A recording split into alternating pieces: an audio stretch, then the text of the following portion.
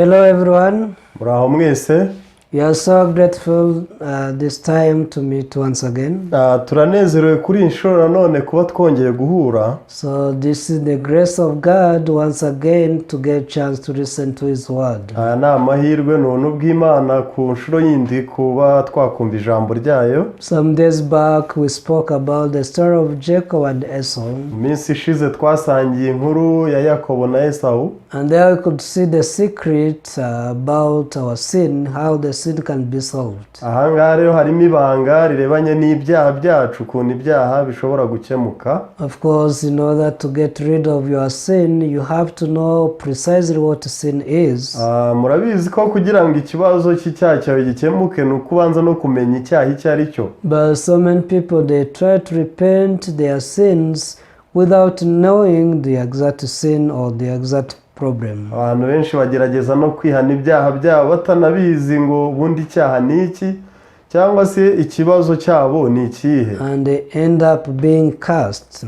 Basoza rero kandi bari mu muvumo. I showed you how Jacob received the blessings though he didn't do anything. Nerekanye uburyo Yakobo yabonye imigisha nubwo nta gihambaye yakoze. By just relying on his mom, he was able to receive all blessings. Kubwo kwiringira gusa umubyeyi we nyina yabashije gushyika ku mugisha. But on the other side, Esau, who worked hard, mu ruhande rundi rero Esau we wakoranye umurava, he didn't receive any blessing. Nta mugisha yabonye. Instead, he received the curse. Ahubwo yakiriye umuvumo.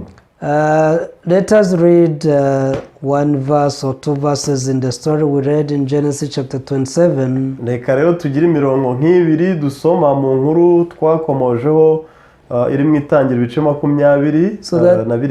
So that we can close this story by just clarifying what you have started. Kugira ngo dusobanure neza kandi dusoreze ku nkuru twari twatangiranye. Genesis chapter 27.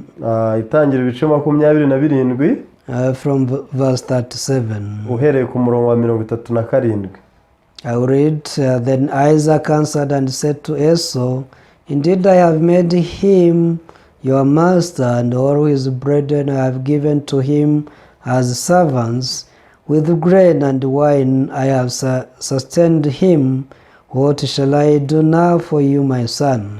Isaka asubiza Esau ati, "Dore namuhaye kugutwara na bene so bose, nabamuhaye kuba abagaragu bawe, kandi namugaburiye vino n'imyaka y'impeke, nagukorera iki mwana wanjye?"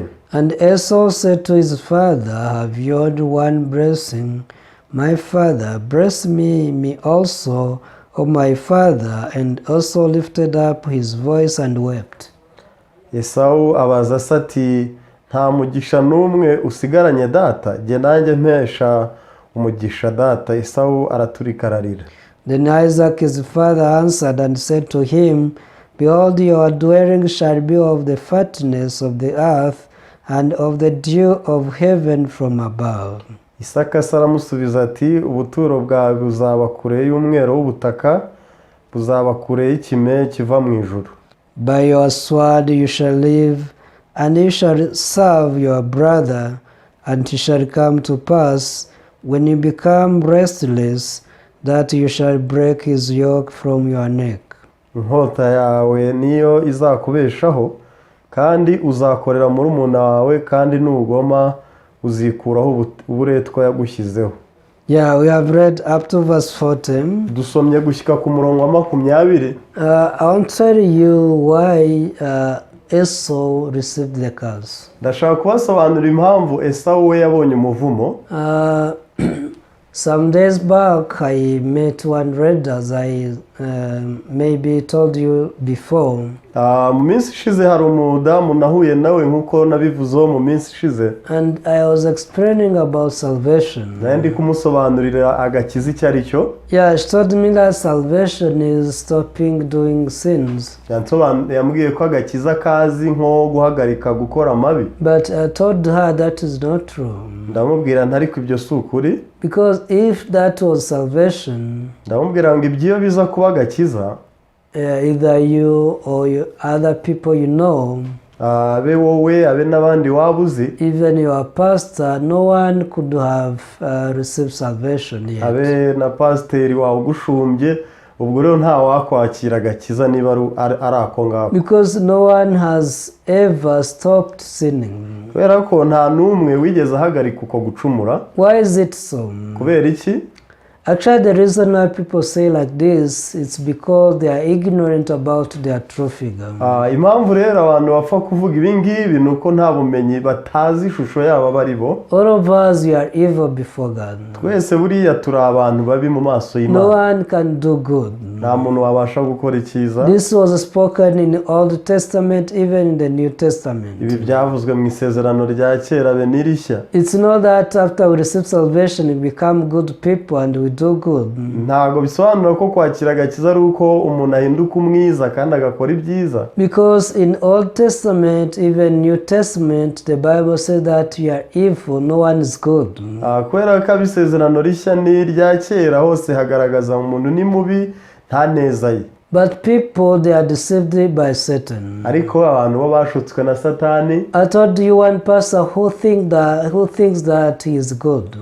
Nababwiye navuze ku mupasiteri umwe n'ubu ukibwira ngo ni umuntu mwiza. I met him and he was boasting that he never sins. Nahuye nawe kandi numva afite no kwigamba ko atigeze acumura. But on the other hand, he says that we need to ask forgiveness of sins. Ariko ku ruhande rundi ukumva aravuga ngo ariko ngo dufite gusaba imbabazi z'ibyaha. And he says that salvation is like wasted once someone does not keep it. Hanyuma ati kandi agakiza buriya gashobora gutakara mu gihe nyirako atagacunze. He said that he's still on the battlefield. Aravuga ati kandi ubureba turacyari ku rugamba. When you hear what people say, it's as if they are not normal. Iyo wumva ibyo abantu bavuga hari igihe utekereza ko ahari batanatekereza. Because outward or by mouth they say spiritual words. Kuko ku magambo ku munwa bavuga amagambo y'umwuka. But deep in their hearts they are full of evilness. Ariko mu ndiba z'imitima harimo ububi. Think about this. Mu bitekerezeho. There are people who sing some hymns in the hymn book. Hari abantu baririmba indirimbo muri ibi bitabo by'indirimbo. The hymn number 88 says that we are perfect holy people. Mu ndirimbo ya 88 turirimbamo ngo twarejejwe turi abantu b'abakiranutsi. By the remission of sin, by the payment of the wages of sin, Jesus made us perfect holy people. Kubwo gucungurwa icyaha Yesu yatugize abera. But though people sing this hymn, ariko nubwo abantu baririmba izi ndirimbo, again they cry saying we are sinners.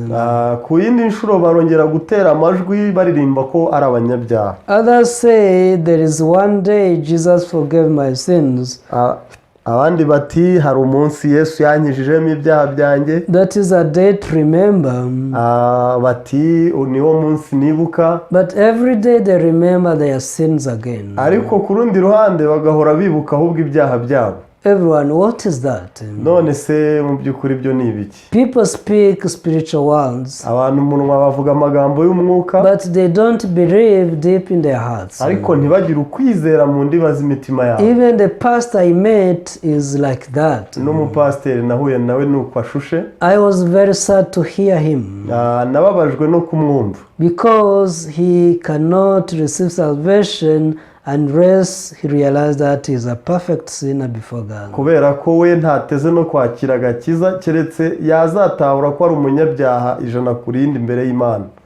I told you that the Bible says that we are evil. Nababwiye ko Bibiliya ari bivuga ko turi babi. So let us read some verses in the Bible to prove this. Reka noneho tugire imirongo ya Bibiliya dusoma yemeza ibyo. We will read Psalm chapter 14. Reka duhere muri Zaburi ya 14. This is the Old Testament. Ubwo aho ni mu isezerano rya kera. Psalms chapter 14. Zaburi ya 14. Verse 3. Zaburi ya 14 umurongo wa gatatu. Here the Bible says they have all turned aside, they have together become corrupt. There is none who does good, no, not one. Hano biravuga ngo bose barayobye, bose bandurijwe hamwe, ntawe ukora ibyiza n'umwe. The Bible says there is not one who does good. Hano biravuga ngo nta n'umwe ukora ibyiza. What does this mean? None se ubwo ibyo birasobanura iki? The Bible is saying that all of us will do evil. Aha rero ubwo Bibiliya isobanuye ngo twese dukora amabi. But this pastor thinks he does good. Ariko uyu mupasiteri naganire nawe avuga ko akora meza gusa. Even many people they think like this. Kandi si we gusa, ni rubanda nyamwinshi bavuga bati. But everyone, even if you do good, none reka mubaze ubundi wakora neza ho. Don't think you do good before God. Ntiwibwire ko wakora neza no mu maso y'Imana. That is before men. Ibyo ni imbere y'abantu. Previously I read you Isaiah chapter 64 verse 5. Ubushize nasomye muri Yesaya 64 umurongo wa 5. The reason why the Bible does not recognize human kindness. Impamvu Bibiliya itajya ibona ineza y'umuntu. It's because it has already said that his goodness or his righteousness is like filthy rags. Nuko yavuze yuko gukiranuka k'umuntu kugereranywa n'ubucwambagara bufite ibizinga. And you may think this is Old Testament. Aho rero ushobora kuvuga ngo ibyo ndabyumva ni mu masezerano rya kera. But you have to read the Bible. Ariko ujye usoma Bibiliya. When you read Matthew chapter 19, iyo usomye Matayo ibice 19, what did Jesus say? Yesu yahavuze ngo iki? Matthew chapter 19. Hano muri Matayo ibice 19. Matthew chapter 19 verse 17. Matayo ibice 19 umurongo wa 17. Here the Bible say, so he said to him, why do you call me good? No one is good but one, that is God. But if you want to enter into life, keep the commandments. Nawe aramusubiza tunyitira iki mwiza? Umwiza ni umwe gusa, ni Imana. Ariko nushaka kugera ku bugingo witondera amategeko. We jump to verse 26. Dusimbukire ku murongo wa 26. 25 and 26. Gusa duhere kuri 25. When his disciples heard it, they were greatly astonished, saying, who then can be saved? But Jesus looked at them and said to them, with men this is impossible, but with God all things are possible. Abigishwa babyumvise barumirwa cyane bati ubwo bimeze bityo ninde ushobora gukizwa? Yesu arabitegereza arababwira ati ibyo ntibishobokera abantu ariko ku Mana byose birashoboka. Don't you have this question also? Ese ubwo we ntiwaba waribajije utya? Yeah, sometimes you think if we do only evil, how can we be saved? How can we be saved? Ntujya wibaza se nkoza amabi gusa ubwo nazakizwa n'iki? We have to try to do good. Reka ngerageze nkore neza. We have to keep the commandments. Dufite kubahiriza amategeko y'Imana. But how can you keep the commandment yet you are evil? Ariko ubwo amategeko mbera y'Imana urayubahiriza ute kandi uri mubi? Jesus said no one does good. Yesu aravuga ngo nta n'umwe muntu ukora neza. No one is good. Nta mwiza. Therefore no one can do good. Bisobanura niba utari mwiza ntiwanakora ibyiza. If no one is good, all people are evil, bad. Niba rero nta mwiza ubwo abantu ni babi. But this is before God. Ariko ibi ni imbere y'Imana. I know that you may be good in the eyes of men, even in your eyes. Byo ndabizi ko ushobora kuba mwiza imbere ya rubanda n'imbere y'amaso yawe ndetse. Even me, for so many years I could consider myself as a good person. Nanjye mu gihe cy'imyaka myinshi najyaga nibara nk'umuntu mwiza. But being good and being a sinner, it was nonsense. Ariko kuba mwiza ariko imbere uri umunyacyaha ntago bifite ishingiro. Because in heaven they will go only righteous people, not good sinners. Kubera ko ijuru rizajyamo abakiranutsi ntago rizajyamo abanyabyaha ariko bagaragaye neza. Therefore we should be clear about this point. Niyo mpamvu uri ufite gusobanukirwa kuri iyi ngingo. In the eyes of God all of us we are evil. Maso y'Imana twese turi babi. Only God is good. Imana niyo nziza. Only God can do good. Imana niyo yabasha gukora neza That's why even if we try to do good, nayo mpamvu tugerageje gukora neza we always fail and receive curses like Esau. niyo mpamvu dutsindwa ndetse tukabona imivumo nka Esawu. But on the other hand, when we realize that we are evil, ariko urundi ruhande iyo dutahuye ububi bwacu, that's when we can realize that it is impossible with us. aho niho dutahurira ngo kuri twe ntibidushobokeye, Therefore we need a savior. ahubwo ndabona dukeneye umukiza. So you should realize that keeping the law cannot make you righteous. agomba gutahura iki ko kubahiriza amategeko bitakugira umukiranutsi. Instead, trying to keep the law brings you curses. ahubwo kugerageza kubahiriza amategeko nibyo bikuzanira kuvumwa. Don't get me wrong, I am talking about the law of God. ntimunyumve nabi, amategeko nkomozaho n'ay'Imana. The law of God is different from human beings' law. amategeko y'Imana atandukanye kure n'amategeko y'abantu. If you give the law to the chicken that is supposed to be kept by man, the chicken can never keep it. uhaye inkoko amategeko kandi yaragenewe kubahirizwa n'abantu, ntabwo zayubahiriza. Same things to men. If they receive the law of God and they try to keep the law of God, yet that is the law of God, they can never keep it. niyo mpamvu ni nabyo ku muntu rero, niba amategeko ari ay'Imana akaba ageragezwa n'umuntu, ntabwo azigera yashobora. Therefore God said that he gave us his law to become speechless. niyo mpamvu yabisobanuye. Imana iti kubaha amategeko byari uko buri umwe aziba akanwa. Last time we spoke about Romans chapter 3. ubushize twakomoje ku Baroma ibice 3. It clearly says that the law came by the law its knowledge of sin. haranditswe ngo amategeko niyo amenyekanisha icyaha. So you have to know that if you try to keep the law of God, you can only see the curses in your life. ugomba rero kubimenya ngo nuguma wibanda ku mategeko, ahubwo uzaba ushyira kwakira umuvumo. It is written in the book of Galatians chapter 3. byanditswe mu gitabo cy'Abagalatiya ibice 3. Galatians chapter 3 verse 10. ni mu Bagalatiya ibice 3 umurongo wa 10. Here the Bible is saying, hano Bibiliya iravuga ngo, for as many as are of the works of the law are under the curse, for it is written, curses everyone who does not continue in all things which are written in the book of the law to do them. hano haravuga ngo abiringira imirimo itegetswe n'amategeko bose n'ibivume, kuko byanditswe ngo havumwe umuntu wese udahirimbanira ibyanditswe mu gitabo cy'amategeko byose ngo abikore. Yeah. When you read Genesis chapter 27, iyo usomye rero itangira ibice 27, Esau was supposed to hunt the game.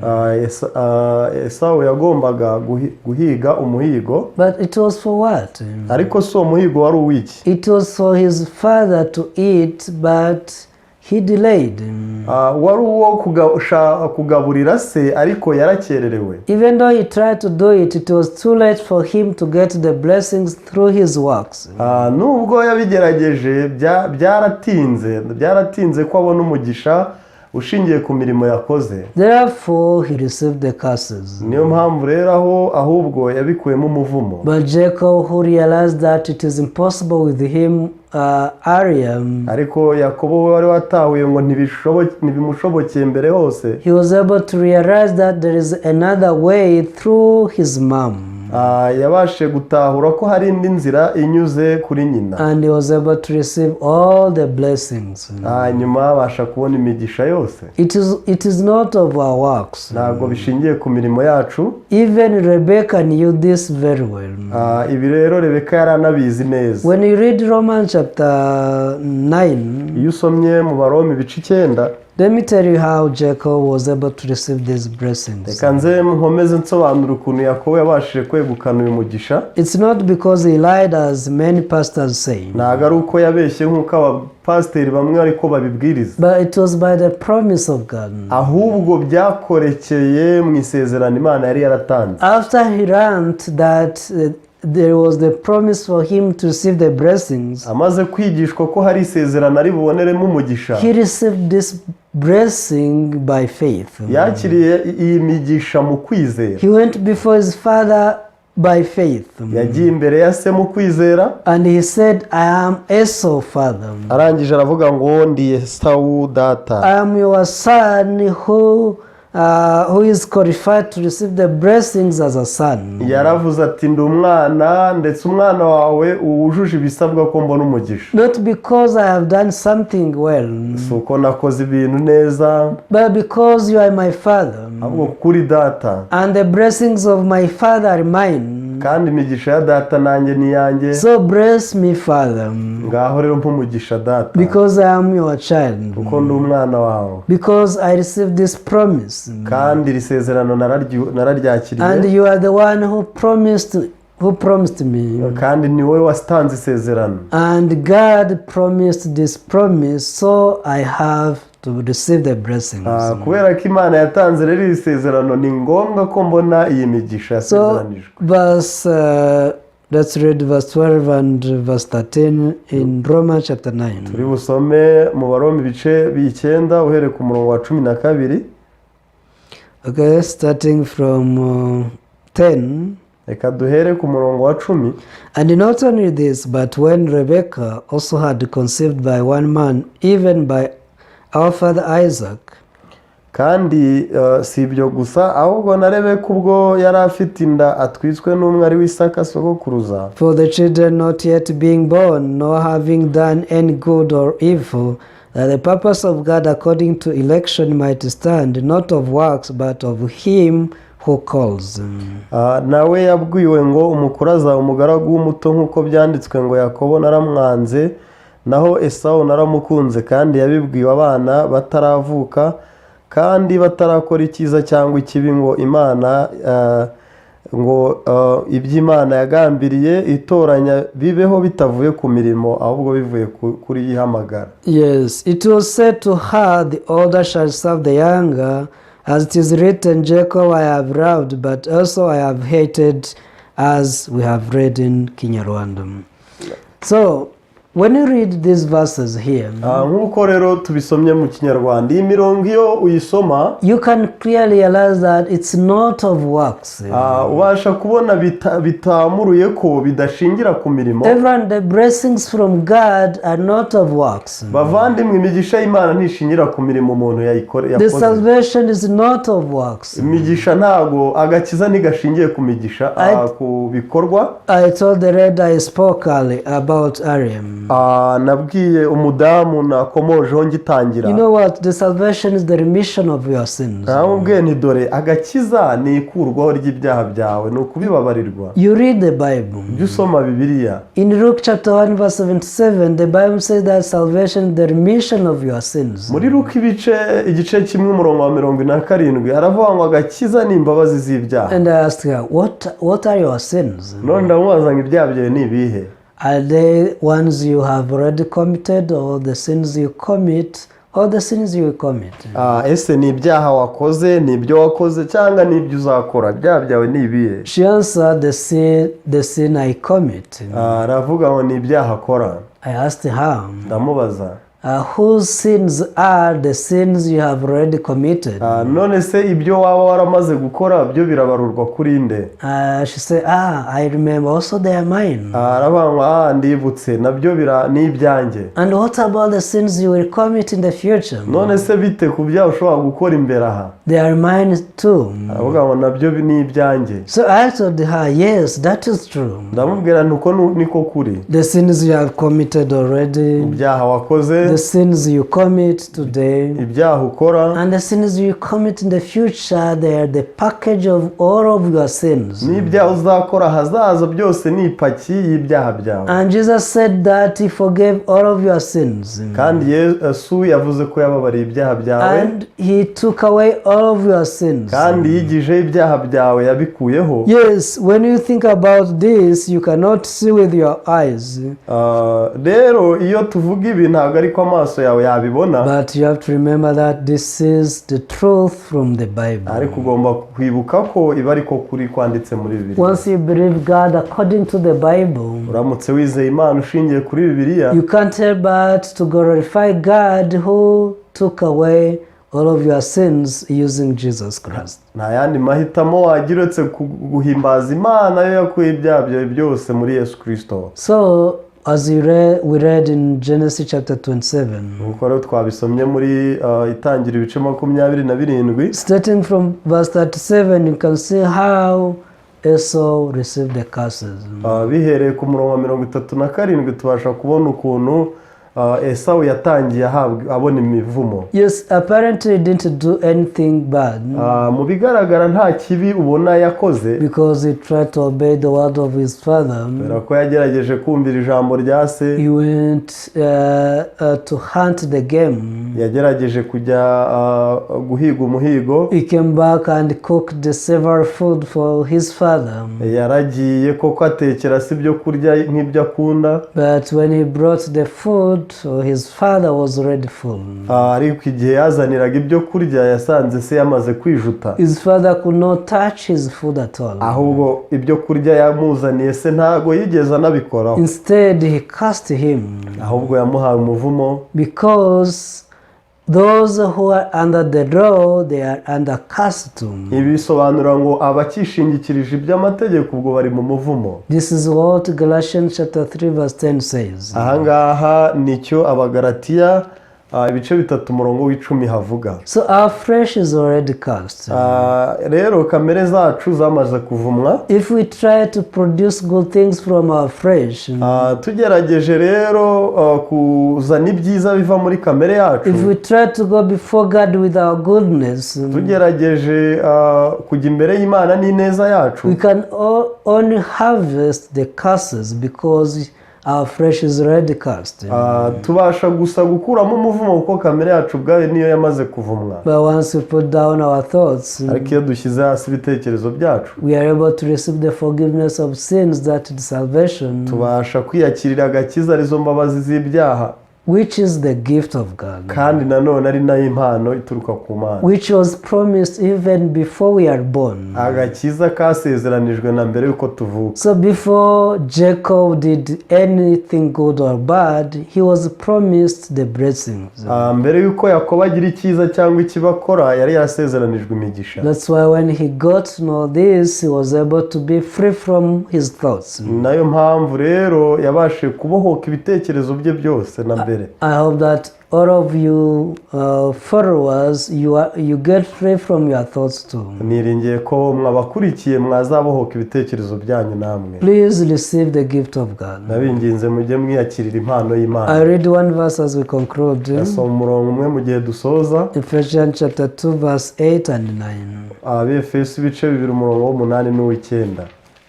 Please open the book of Ephesians chapter 2 verse 8 and 9. Reka mbasabe dusome mu Efeso ibice 2 n'umurongo w'8 n'umurongo wa 9.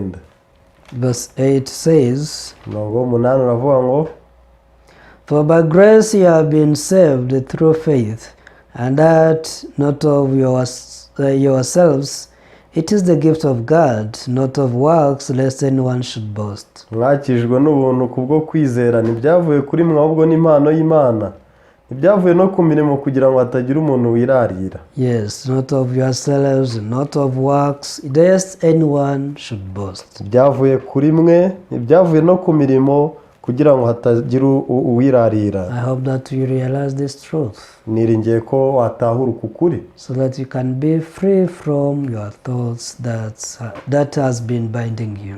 kugira ngo ubashe kubohoka ibitekerezo byawe biba bikuboshye. So we shall continue sharing this word. Tuzakomeza rero dusangirira ijambo. We shall see how people change and receive the word of God, despising their thoughts.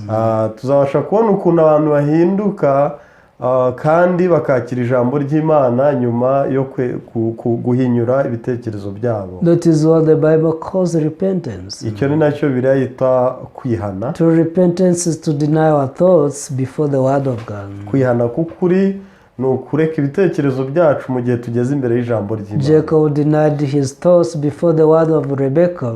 Yakobo yaretse ibitekerezo bye imbere ya nyina Rebeka. Even though he was hesitating, but he decided to put down his thoughts and went before his father with the works of his mother. Nubwo yabanje gushidikanya ariko yashyize hasi ibitekerezo bye ajyana imirimo ya nyina imbere ya se. Before his father he said, I am Esau. Imbere ya se yaramusubije ngo ni njye Esau. It's not a lie as people think. Ubundi ibyo rero si ikinyoma nk'uko abantu bahita babyibwira. But this is the way God is teaching us how we get faith. Ahubwo iyi ni inzira Imana ibitwigisha uburyo umuntu ashyika ku kwizera. Because the word of God must deceive your thoughts. Kubera ko ijambo ry'Imana riba rifite guhinyura cyangwa se rigashuka ibitekerezo byawe. The word of God tells you that you are righteous. Niba ijambo ry'Imana rikubwiye ngo uri umukiranutsi, but you always say I am a sinner. Gahora wivuga ngo uri umunyabyaha. But those who believe in the word of God, they go before God saying we are righteous because your word says so. Ariko abizera ijambo ry'Imana bajya imbere y'Imana bati turabakiranutse kuko ijambo ryawe ariko ryatubwiye. They sing the hymns that we are perfect, holy, and they believe with their hearts. Rero ibintu baririmba ko ari abera baba banabyizera mu mitima. That is the difference between true Christian and false Christian. Iryo ni naryo tandukaniro ry'umukristo w'ukuri n'umukristo w'ikinyoma. False Christians, they sing that they are perfect, holy, but they say they are sinners. Abakristo batari bo bavuga yuko ari abere mu ndirimbo baririmba ariko n'ubundi bakavuga ko ari abanyabyaha. They put the crosses on their chapel, but they don't believe in the work of the cross. Bamanika imisaraba mu masengero ariko umurimo wakorekeye ku musaraba ntubabemo. But through Christian, they have this cross in their hearts. Ariko abakristo nyabo umusaraba uri mu mitima yabo. And they give value to this cross. Kandi baha agaciro uyu musaraba. They can never say that they are sinners. Ntabwo bahangara kuvuga ko ari abanyabyaha. Because they value the gift of God. Kubera ko baha agaciro impano y'Imana. Even it's not of yourself. It's not of works. Rero ntabwo bishingiye ku mirimo yawe. It's the gift of God. Ahubwo ni impano y'Imana. Let's pray. We shall continue next time. Mureke dusenge tuzakomeza ubutaha. Father, Lord, we thank you. Data turagushimye. You forgave all of our sins. Wababariye ibyaha byacu. In Hebrews chapter 9 verse 26, the Bible says mu Baheburayo haravuga ngo that through your sacrifice you have taken all of our sins. Aravuga ngo binyuze mu kwitamba kwawe ibyaha byose wabikuyeho. Even though we cannot see with our own eyes, nubwo ibi tutabibonesha amaso bwite yacu, but we have already taken away our sins because this is what the Bible says. ariko ibyaha byacu koko wabikuyeho kuko ariko Bibiliya ivuga. The true believers, they have faith towards God and they accept the word as it is. Abayizera b'ukuri rero bizera ijambo uko riri. Allow all viewers to accept the word in their hearts. Bemererera abadutega amatwi kwemera ijambo uko riri. Until we meet again, let us meditate about this word and get interested in listening to your word continuously. Kugeza igihe tuzongera guhurira twemerewe kwibwira iby'iri jambo kandi dushishikazwe naryo. In the name of Jesus I pray. Byose tubisenze twizeye izina rya Yesu. Amen. Amen. Thank you everyone. Murakoze mwese. See you next time. Naho utaha.